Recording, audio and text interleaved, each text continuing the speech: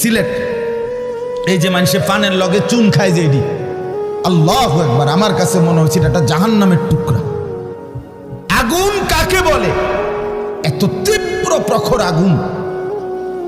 ওইখানে মনে করেন ওই বিল্ডিংটা আমার এখান থেকে মানে গরমের হাট লাগতেছে, আমি পারতেছি না আগাইতে, অথচ ওইখানে দাঁড়াইয়া দেখছি কর্মচারীরা বড় বড় লোহার আংটার মতো এগুলো দিয়ে দিয়া পাথর এগুলো লাড়তেছে, আরামসে হেতে কথাও কয়, তিড়েও লাড়ে, মানে অথচ আগুনটা কি আগুন, জাহান্নামের আগুনের মতো।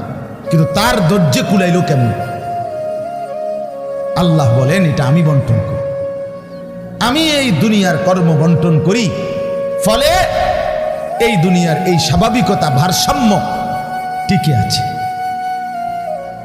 আমরা আল্লাহর সাথে বেশি তুচ্ছ অবজ্ঞা করছি, আমরা জানি না আমাদের শেষ পরিণতি কি। ওমা কাদারুল্লাহ হাক্কা কদরি, আল্লাহ বলছে বান্দা তোমরা আমাকে যথোপযুক্ত কদর করলা না।